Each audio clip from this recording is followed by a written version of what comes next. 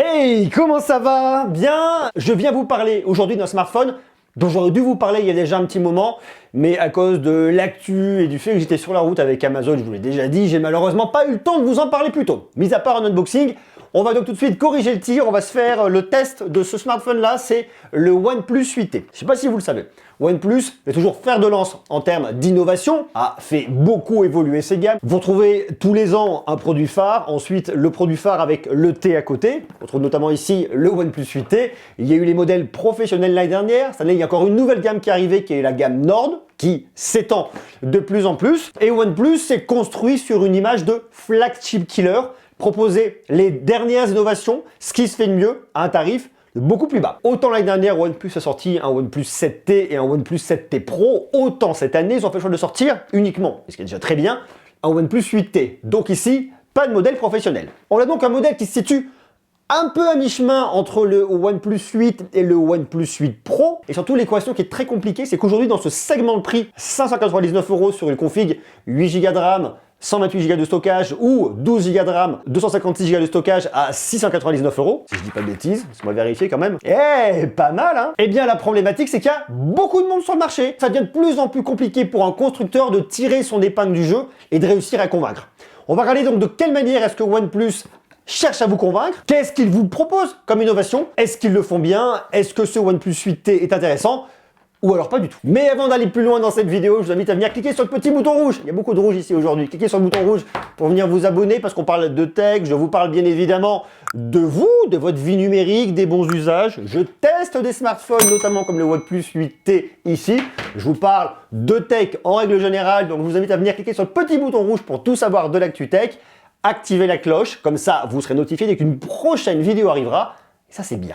Ça, c'est un des trucs que j'aime le plus sur ce smartphone, c'est son bloc de charge. Ça pourrait être bizarre de se dire je kiffe un bloc de charge, mais je le kiffe parce que ça, c'est un bloc de charge de 65 watts qui vous permet de le recharger en à peine 15 minutes de charge, de gagner une journée d'autonomie. Ça, c'est une des nouveautés chez OnePlus dans cette deuxième partie de l'année, c'est d'avoir une recharge extrêmement rapide. Avant, on avait déjà de la warp charge qui permettait d'aller rapidement, de recharger rapidement, mais là, on va beaucoup plus loin avec ce bloc de charge de 65 watts. Et je vous dis, en très peu de temps, vous gagnez une journée d'autonomie. Donc ça, c'est quand même un côté qui est très rassurant. Ça vous élimine de votre tête la question de « Ah mince, est-ce que j'ai assez de batterie?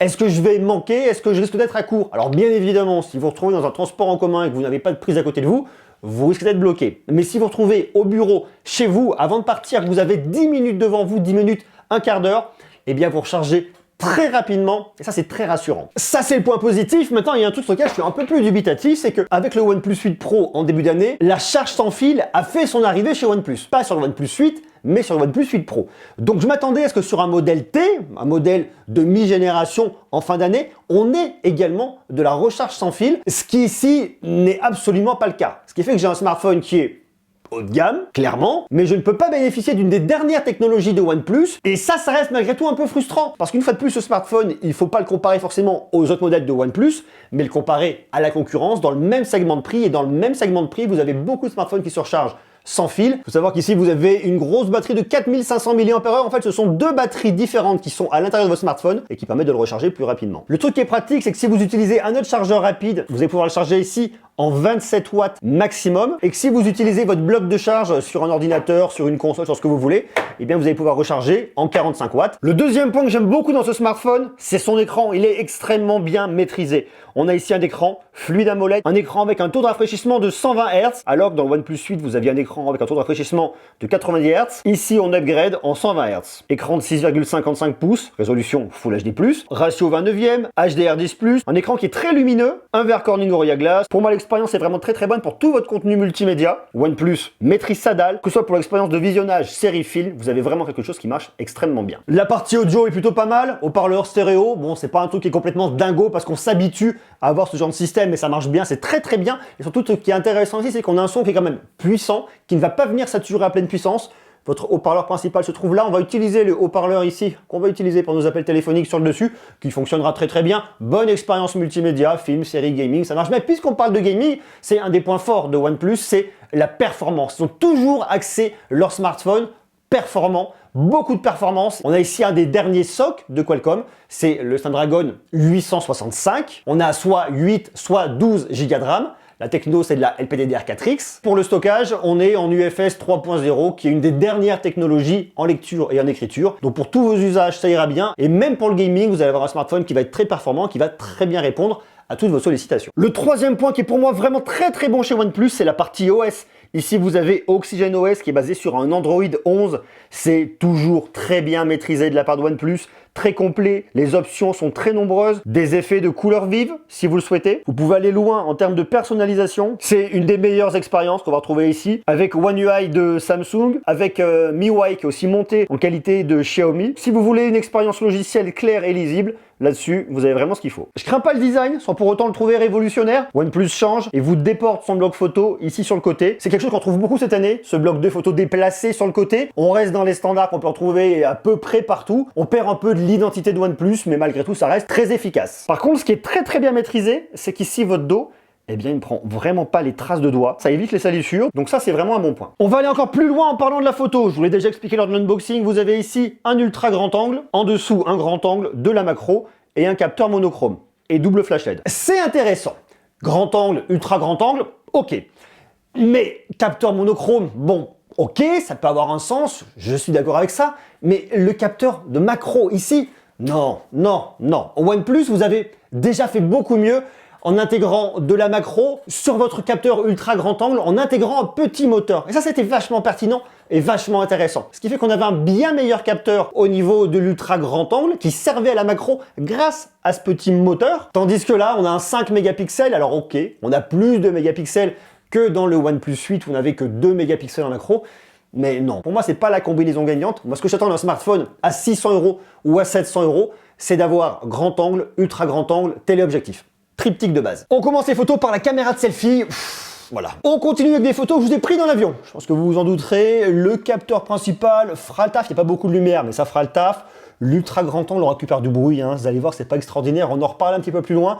On vient zoomer en x2. Ok. Le x10, on oublie. Dès que vous avez plus de lumière, ça fonctionnera tout de suite beaucoup mieux. C'est normal. C'est comme ça que fonctionne la photo. Capteur principal, ça va. L'ultra grand angle, il faut vraiment qu'il y ait beaucoup de lumière parce que on perd quand même en précision. Je vous remonte ça un peu plus loin. Le x2, on peut réussir à faire quelque chose. Et le x10, une fois de plus, on oublie. La macro, une fois de plus, je dis non. C'est un grand nom, un très grand nom. Je l'avais net sur mon écran quand je l'ai prise et là, j'ai du bruit, ça lisse, c'est pas beau. Regardez, franchement, ça vous donne envie, ça? Ça vous donne envie? C'est lissé, le traitement logiciel, il est pas beau. Vraiment, ça pour moi, c'est à proscrire. Par contre, le capteur principal marche très bien. On n'est pas particulièrement saturé, là où d'autres constructeurs font le choix de un peu plus venir saturer. Ça reste très naturel. Pour moi, le rendu là-dessus est assez qualitatif.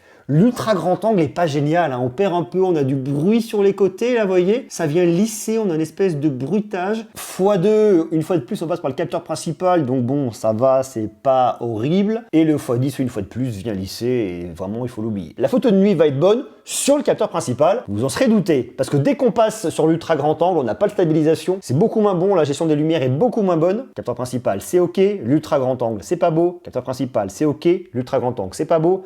Capteur principal, c'est ok, l'ultra grand angle, c'est pas beau. Et on a même ici de la vidéo ultra stabilisée. Pour voir que c'est ultra stabilisé, pour moi, c'est pas génial. Il y a d'autres marques qui proposent de l'ultra stabilisé qui marche très bien, notamment Oppo. On le voit hein, sur l'image, pour moi, vous voyez, le rendu est pas dingue. Ce OnePlus 8T, il a plein de belles qualités. Réellement et sincèrement. Son bloc de charge 65 watts, très rapide, ça c'est bien, c'est rassurant.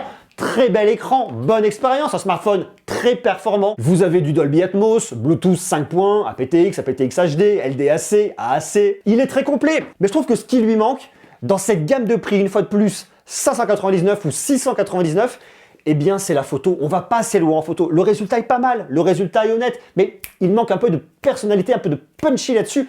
Et c'est ce que je vais leur reprocher. Parce que vous allez retrouver en face d'autres smartphones qui sont très bons en photo à quasiment le même prix et c'est un peu ce qui vient manquer sur ce smartphone là. Si vous voulez un smartphone très performant à 600 €, il est très cool, la dalle est très bonne, l'expérience logicielle est très bonne, mais il lui manque un petit quelque chose pour qu'on se dise ah ouais, le OnePlus 8T c'est vraiment le smartphone à recommander. Donc si vous aimez OnePlus, vous voulez une bonne expérience logicielle, vous voulez un smartphone qui se recharge très rapidement avec un écran très bien calibré, OnePlus 8T. Si maintenant vous voulez vraiment ce qui se fait de mieux en photo dans cette gamme de prix, c'est pas celui-là qu'il vous faudra.